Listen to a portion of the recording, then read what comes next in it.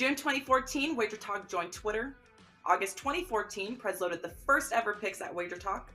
September 2014, Marco D'Angelo and Gianni the Greek filmed the first ever video for Wager Talk TV. Fast forward to today, and we now have over 58,000 Twitter followers, 110,000 subscribers on YouTube, and have become the premier brand in sports betting.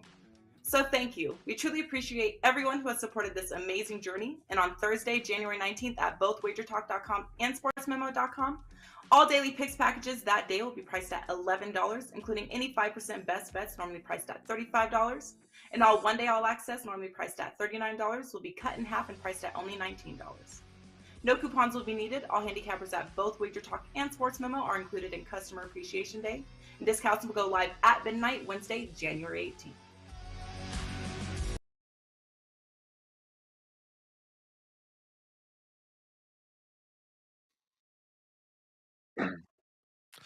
Hey guys, it is Wednesday, January 18th, and this is Puck Time on Wager Talk TV. I am, of course, Andrew McInnis, and today I am happy to be joined by Bryan Leonard. We'll have Bryan today and tomorrow on the show as Carmine is off for the rest of the week. We'll still get some picks and some best bets and some promotional stuff in there for Carm during the week, but happy to have Bryan on the show, and especially right now, Bryan, you are killing it, my man. I'm 4-0 last night in the NHL. Very consistent as you can really get, plus 52 units. Man, I thought I was turning things around and having a pretty good season, but you're blowing us all away, man. Congratulations. I appreciate it. Yeah, I went back and I looked at the last 2 years, and I averaged 78 net units on the season. So I'm on a pretty good pace to set my all-time record, and that's been pretty impressive because hockey's been my best sport the last 5+ years. So yeah, looking forward to it, and hopefully we can pick a winner for everybody today. Well, as much as the client plays have been going well, I think across the board for a lot of us at Wager Talk, the puck time picks are important, like you said, and they've been pretty profitable as well. The best bets are super important to us. And, Bryan, I always say that I hate having a pick on a side and total in a game. Like a lot of times if you have a pick on a game, you can kind of you have an idea how the script is going to go, right? Like this team in the under, this team in the over. But it still doesn't mean I like to do it. I don't like to come out and have anyway, so yesterday my best bet for clients was the Oilers, and my best bet on the show was the over. So it's like one of those things where it's like, okay, I want the Oilers to win, but now they have to help me out with the over because I don't want the other team to score any goals. I always find that stuff a little bit frustrating, but it's funny that way because sometimes you have a read on a game where it's like, you know what, this team's going to win and it's going to score lots of goals. But it was a really good road trip for Seattle, but bad scheduling spots there for them back-to-back days. Today's games, we've got some pretty good ones here, Bryan.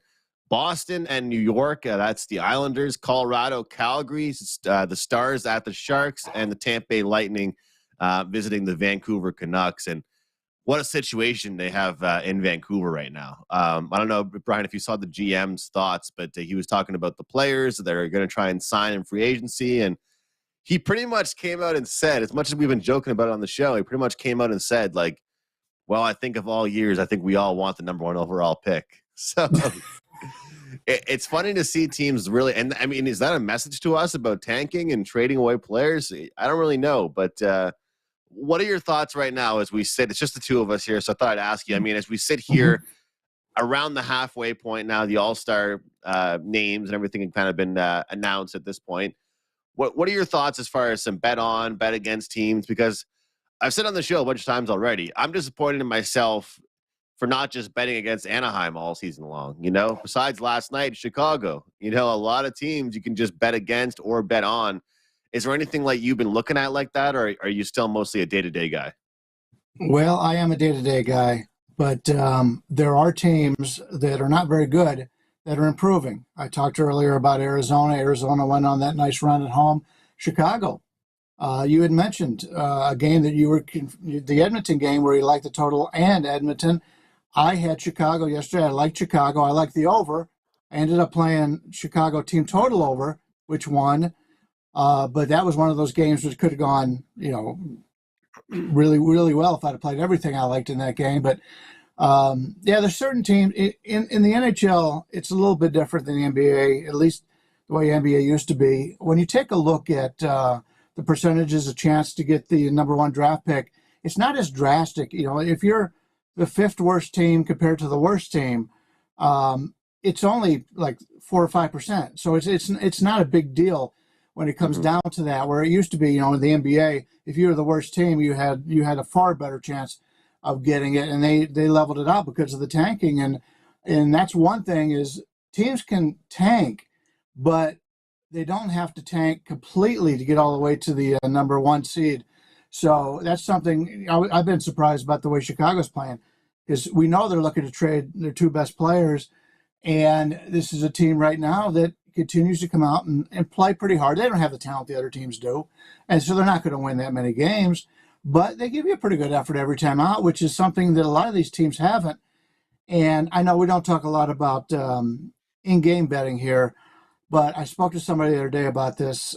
San Jose, you take a look at their numbers from an expected goal standpoint, they should be a contender. They're doing very well in that regard. But every time they take a lead in the game, and I'm looking at that, I'm betting against them in live betting, because I've never seen a team blow as many leads as San Jose has. They can't win a shootout. They can't win in overtime. Every time they take a lead, I'm betting against them in live betting, and it's been working great. They're definitely a team that's not they're not trustworthy. They're a team that if I'm betting on them to win, I would probably look towards team total, because I don't want to have to worry about what the other team is going to be doing. And Brian, you know what? A friend of mine that played professional soccer, he said to me, you know, I feel like a lot of people don't realize that these younger teams, they get up for games against the big opponents, right? So last night, Montreal against Winnipeg. He told me, he's like, I'm not surprised by that. He said, why would Winnipeg care about that game? And Montreal, all the young players are going to really care about that one. And I know it sounds so simple to say, and a lot of us can all agree that these players don't get up for every 80, you know, all 82 games the same. But it really hit me when he said that. I mean, when you've got a lineup of like average age of like 22-year-olds, 23-year-olds, and wow, I'm playing the top dog today of the Western Conference, you know, it's a different day, right? It's a little bit of a different game than if you're playing just some average team, you know? So I feel like it's definitely something worth noting. It's hard to handicap those, but it is interesting. And same thing with Chicago and certain teams. They've got stuff to prove. And a lot of players are playing for contracts. You know, your team might be horrible, but you're playing for a spot on the team next year. So let's talk about a game that features one of the best teams in the league here, the Boston Bruins. Taking on the New York Islanders, a team that, well, Brian, I pretty much crapped all over this team a couple days ago before they played Washington. And I was lucky enough to see a comeback from Washington. Washington went down 3-0 and came back and won 4-3. The Islanders versus Bees here. This is a matchup where you've got a -195 and a +165, total at 5.5. And I'll just say this before I go over to you. Ever since I noticed the trend, I've pretty much been steadily betting unders when I see 5.5s. You know, I mean, 5.5s, they're low for a reason. I think I was like 0-for-3 betting overs with these numbers, and I just switched, Brian, over to unders and stuff like that. But what do you think here in the Bruins and the Islanders? Could we see an upset here? If you're looking at the last month's stats, which I do, goals plus or minus per 60, in reality, the Islanders are up 0.84. I think that'd be a surprise to a lot of people. Boston up 1.67 goals per 60. So they have an advantage in this game. Obviously, Boston does. But if you take a look at the expected goals, Boston, over the last month, up 0.29. We look at the Islanders, up 0.52. So the Islanders should be doing better than they have been. Boston's been on a little bit of a lucky run. They're still a very good team, excellent team.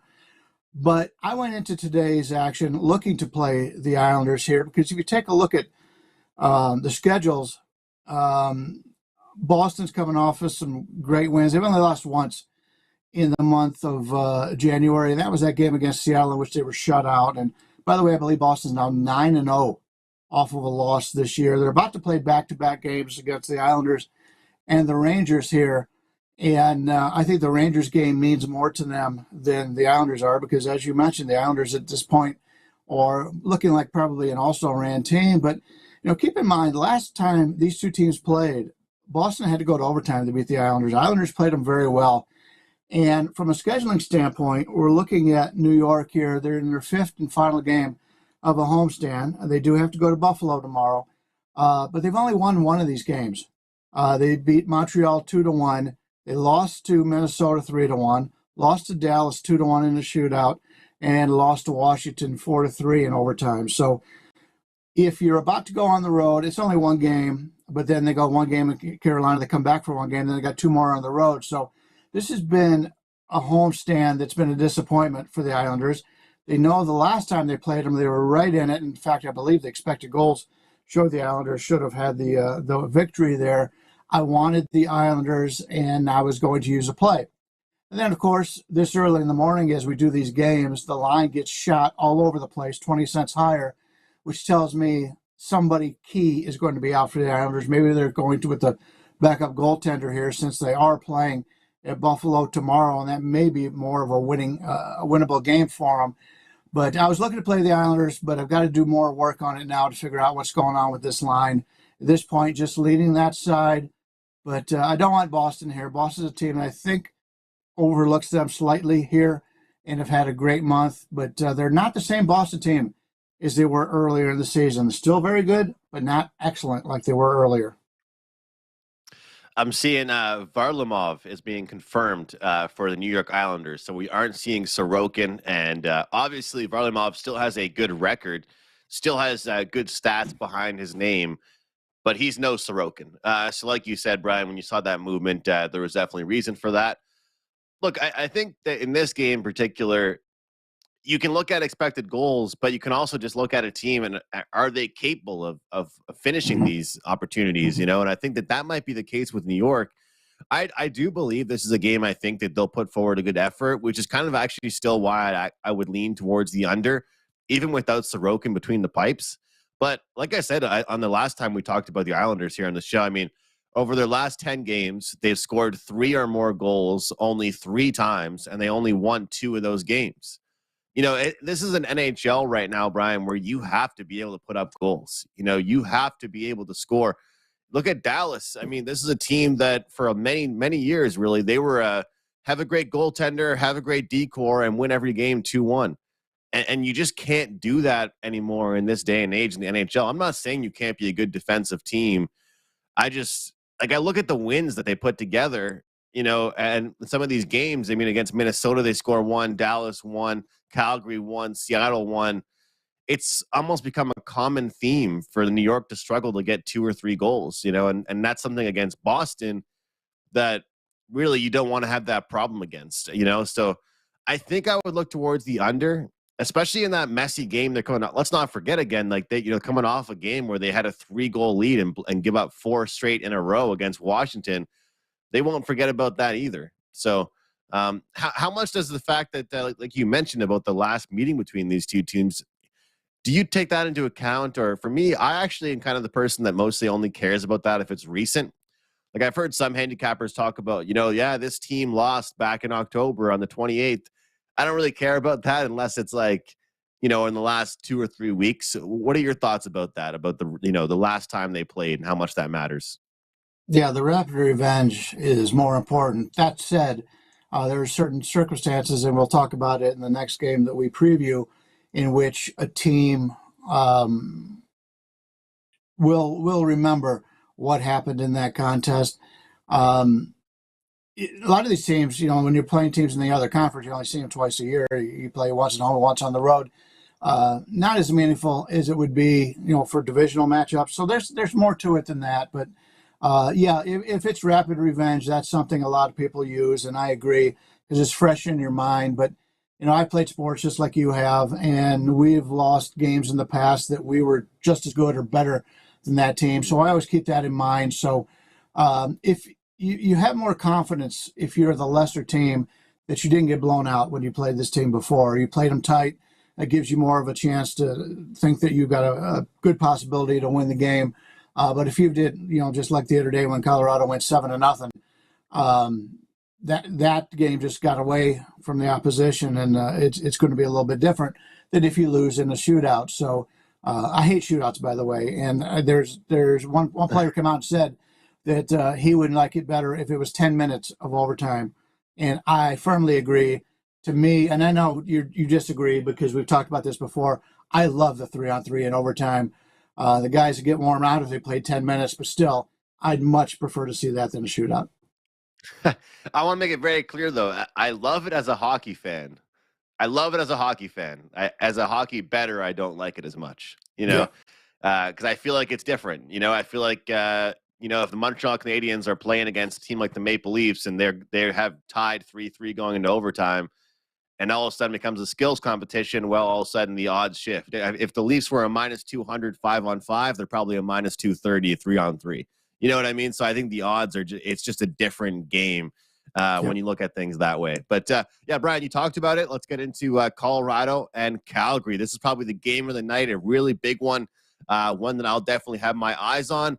Let's break things down. You talked about it, how there's certain scenarios to look at. The last time a team has played and the last time they've gone head-to-head, well, we did see Calgary come out on top, but we know the Avalanche have struggled with injuries throughout this season. They're slowly starting to get, healthy and a full lineup back and try and build that chemistry together. But Calgary -130, Colorado +110 here, total at 6. What are your thoughts here in this contest? Looking at goals plus or minus the actual goals over the last month, we see the Avalanche at +0.2. We see Calgary at 0.79. Expected goals, we see Colorado at +0.34, and we see Calgary at +0.54. So Calgary is better. They're the better team, but I like the way Colorado's playing. We just talked about that. They had a team meeting the other day after losing to Chicago, which is enough to make anybody have a team meeting. But they lost on the road to Chicago. And then I really wanted to go against them the next day. But since they had the team meeting, I said, sometimes this just changes the way everybody feels. They get everything out and they come out and blow out Ottawa, a pretty good team, 7-0. And then they win the next game after that. I like Colorado here. If you take a look at the earlier matchup, and it was all the way back early in the season. In fact, it was their second game of the season. A lot of times teams will remember the first week of the season when they play later on in the year, but especially when you consider that was the second game of a back-to-back. And early in the season, these guys play the preseason. They don't play as many minutes as they normally do. They just don't have the strength and the legs. Colorado plays the opening game, plays the next day, and they just didn't have it. They didn't have the legs, and that's why they lost that game to Calgary. Now this is the second time that they played them. They're rested. They're confident, and I think this is the team that I'm looking to back today. You mentioned it's the biggest game on the board. That probably is, but I like the Colorado side in this one. I'm right there with you in this game, Brian, and I take a look at Colorado, and really the team that they are right now is definitely not the team they were months ago. And the team that they're going to be in a few months isn't the team that they are right now. And that really says a lot about them because they're still putting up good numbers. They're still playing well. And of course, you mentioned that team meeting, how important that was for them. Although they might not have defeated two of the best teams in the league back to back, sometimes that doesn't matter. It's all about confidence. It's all about stringing things together. Hey, anybody that has a team meeting and then wins 6-0 the next day must have been a pretty damn good meeting. I don't know what they were talking about in that meeting, but they must have had the Michael Jordan, the magic drink, or what's it called? They must have just been doing something because 6-0 is a pretty good result after that meeting. But I take a look at things as far as the total is concerned. I would lean towards the over again, honestly, because I just think whether Calgary wants to or not, Colorado's going to bait them into a high-scoring back-and-forth contest. We're going to be able to find out. You talk about live betting, Brian. We're going to be able to find out within 5 minutes what the style of hockey this game is going to be. Is it going to be an along-the-boards game, physical game? Is it going to be very open? How many offsides are we going to see? Are these players going to be having chemistry? Is it going to be kind of a tough start?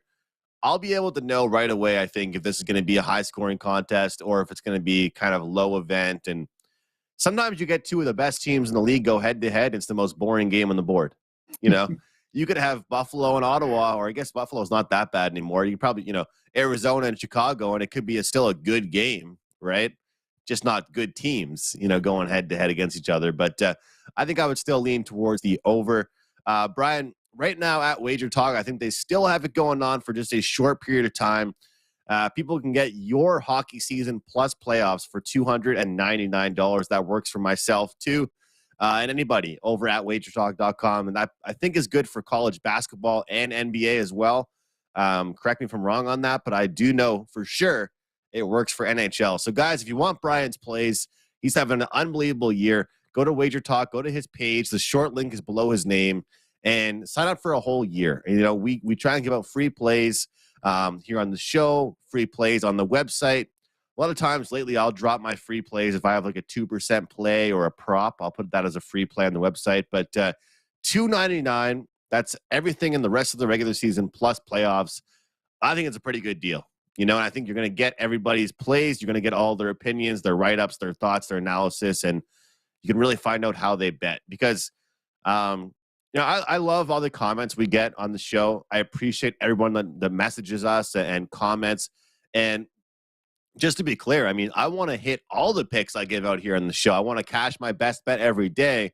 But as some other people say on Wager Talk, the people that are paying us are the people that we really want to cash in for those guys. Brian, I'm sure you'd agree with that. Those are our premium selections.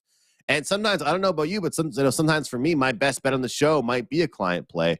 But sometimes it might have just missed the card. So, Brian, is there anything you wanted to promote? I know that we do have, that deal, $299 for the NHL season, but anything else you have going on across different sports? Yeah, that's the way to go is the long term. In fact, yesterday I put out the Chicago team total over as my only play. And as the day went on, I added 3 more plays for clients that have been with me all year. And those went 3-0. So if you would have signed up for the season, you went 4-0. If you'd have bought the one day, you went 1-0. Or the one play, you would have went 1-0. So as the day goes on, we get more information. And there's many times that I'll get great information in the last couple hours before the game goes off. And if it's within the last hour, we have a policy that we don't put up a play that people can't get. They've got to have an hour to get it. So there's many times that I'm getting some good information late that I can't even give my clients. So as the day goes on, you learn more and you finalize your bets. They're stronger as the day goes on. So yeah, there's many times that if I already got something up, I don't want to overload everybody by putting up, single game packages all over the place. So all inclusive, like today, I've got 3 college basketball up for today. That's up only for $19.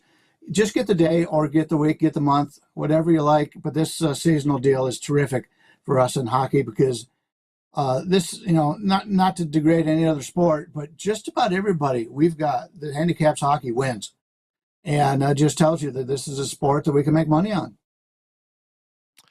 It's a sport that I love, and it's a very profitable sport as well, Brian. I really like it. Great stuff there. 2 more games for us, then best bets. And let's jump into the Dallas Stars and the San Jose Sharks, the team that just can't hold a lead.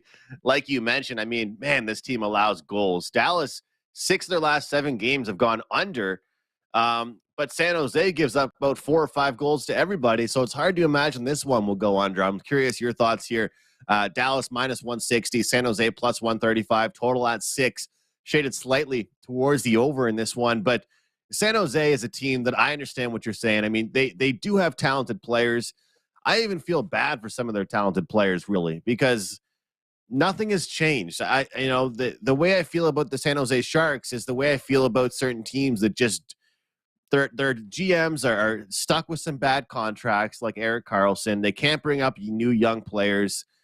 And I don't care what anybody says. I don't care how well Karlsson has played this year. It's still a bad contract, in my opinion. And this team has not built any depth around their top guys. They are the kind of team that has 3 guys that will score for you. If those guys aren't having a good game, good luck, say goodnight. Your team's probably going to lose. That's not really the style you want to play. And unfortunately, for San Jose, Dallas does not have that. Dallas does have Rupe Hintz listed as questionable for today in their game. But when you've got a Sharks team that gave up 4 against the Devils, 7 against Edmonton, 4 against LA, 4 against Boston, 5 against Anaheim, this is a team that gives up goals, Brian. But is it a spot here where we'll see Dallas come to play after, a pretty big victory over the Vegas Golden Knights? What do you think? Yeah, I was at that game. That was ugly from a Vegas standpoint. Dallas total domination.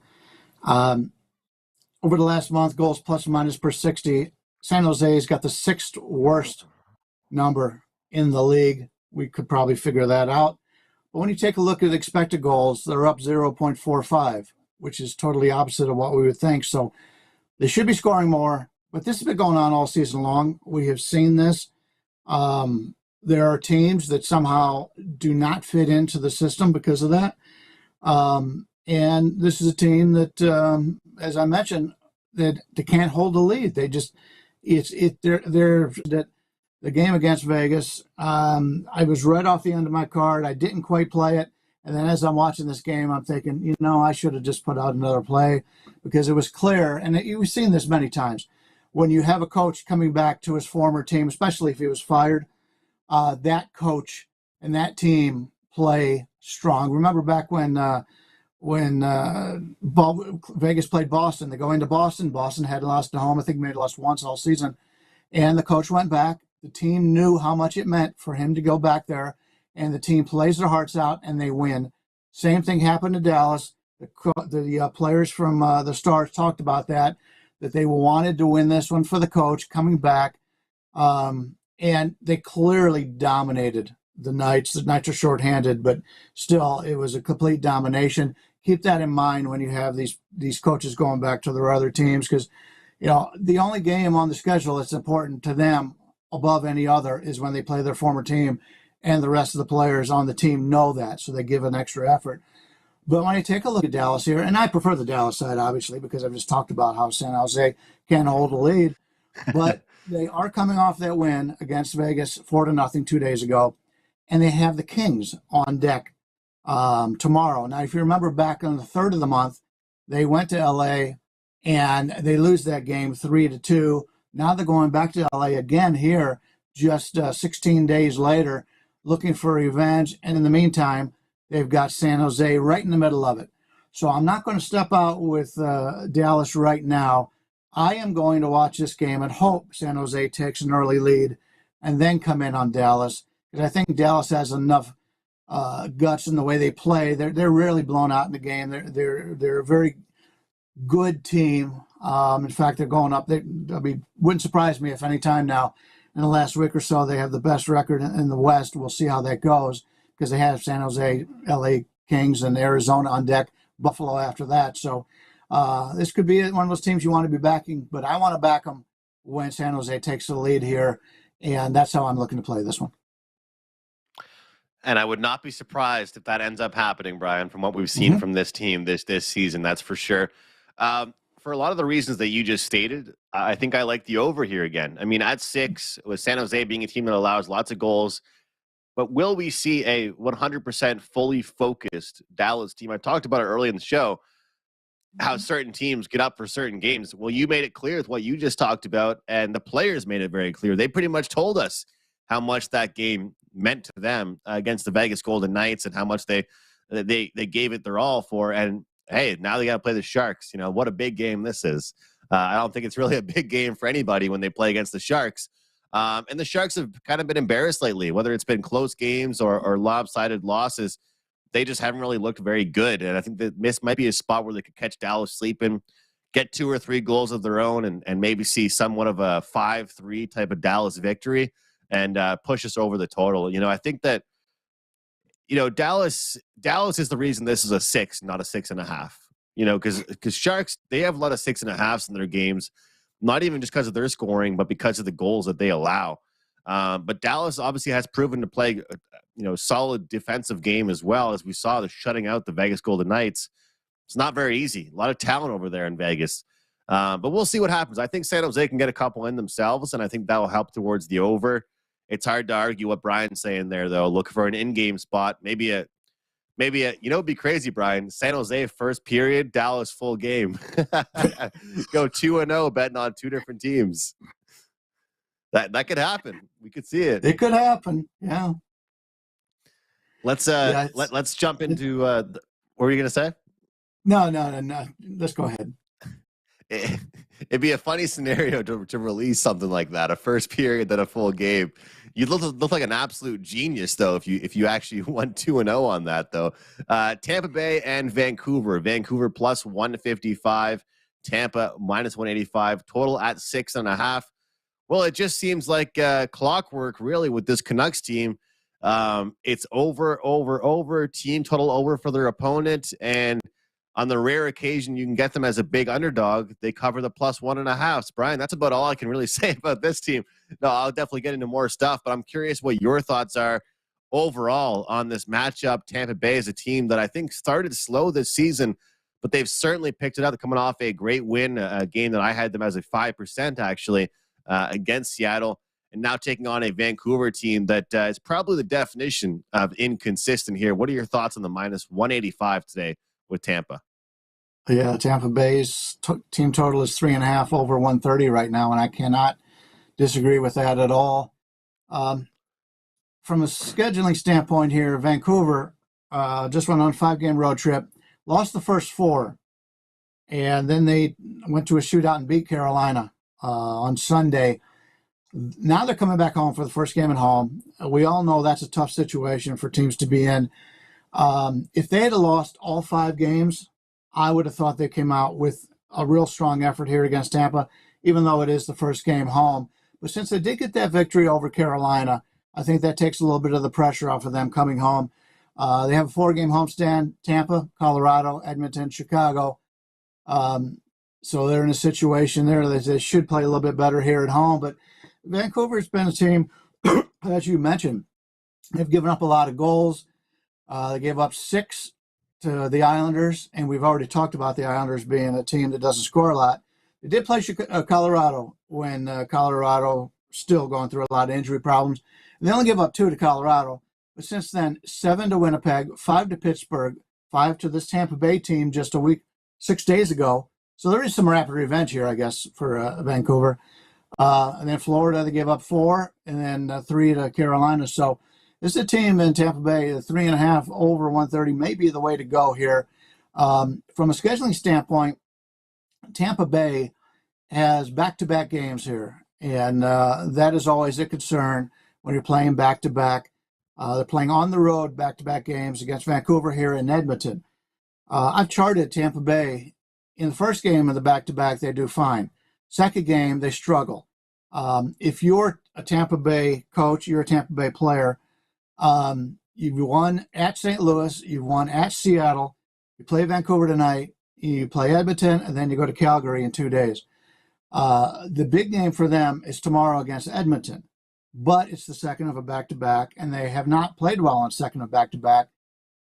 If I am Tampa Bay, I put all my focus on winning this game and take your chances tomorrow with Edmonton. Chances are you're not going to win that game, at least the way they've been playing. And Edmonton right now is cooking offensively. They're playing really well. So I like the Tampa here. I am a little bit concerned since it is the first of a back-to-back, and they got the quick revenge from Vancouver. But Tampa dominated that game much more than the 5-4 final. So I like Tampa here. I think the team total that you mentioned is probably the way I'll go in this one. Well, Brian, that's what I'm going to go with, and that's actually going to be my best bet on the show. So I'll just say that right now. For the last 5 games, the Canucks have given up 4 goals or more. Of course, one of those goals was to Tampa Bay, like you talked about. They've played each other very recently. And this is a scheduling spot that is a little bit weird for Tampa, so I do want to just stay away from the side and focus on their goals. They've seen lots of production recently. They had plenty of chances in their last game. We're seeing defensemen on the team jump into the rush. It seems like a real group effort right now for Tampa. And a guy like Steven Stamkos is chasing records right now. He is shooting the puck like crazy. He's someone I'd also have my eye on as far as a shots on goal prop for tonight. But Tampa, over 3.5 goals at minus 130 is my best bet and a team total that I have my eye on for tonight, guys. And for me, as far as what I have going today and the rest of the week, Brian, I've got a 5% UFC play being loaded this evening. Really looking forward to that play.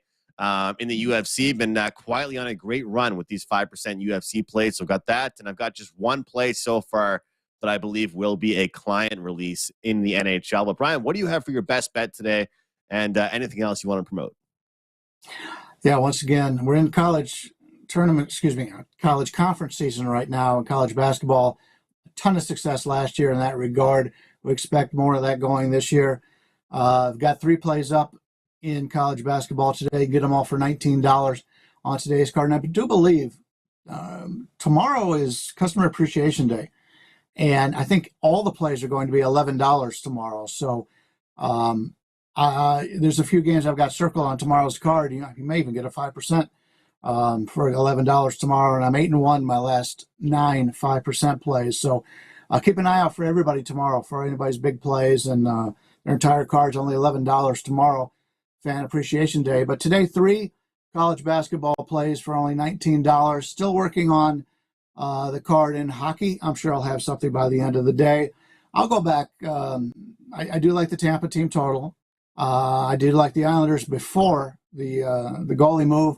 So let's go back to Colorado. I like the Colorado side here, getting them as a slight dog in this matchup. They're playing better. They're getting their confidence back. As we mentioned, they had that team meeting.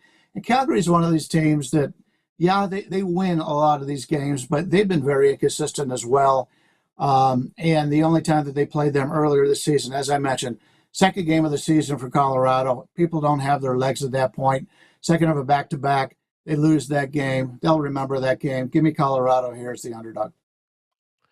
Colorado, and like I said, the game of the night. There you go. You have a pick for the best game of the night. I'd say they're Calgary. Playing host to the Avalanche. Brian looking towards Colorado. Brian, I got to thank you for joining me here. Just the two of us. These shows are always very fun. Nice little more of a back and forth discussion and lots of stuff we can mention about these games. So we'll see you tomorrow as well. I wish Carmine safe travels today, and I'm sure we'll see lots of pictures from his visit over to Las Vegas. Brian with Colorado plus 112 as his best bet, and I have Tampa Bay team total over 3.5 goals. Thanks a lot, Brian. Thanks, everybody, for watching. We'll see you guys tomorrow.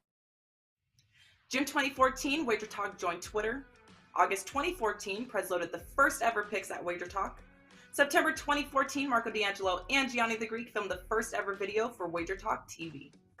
Fast forward to today, and we now have over 58,000 Twitter followers, 110,000 subscribers on YouTube, and have become the premier brand in sports betting. So thank you. We truly appreciate everyone who has supported this amazing journey. And on Thursday, January 19th at both wagertalk.com and sportsmemo.com, all daily picks packages that day will be priced at $11, including any 5% best bets normally priced at $35. And all one day all access normally priced at $39 will be cut in half and priced at only $19. No coupons will be needed. All handicappers at both Wager Talk and Sports Memo are included in Customer Appreciation Day. And discounts will go live at midnight Wednesday, January 18th.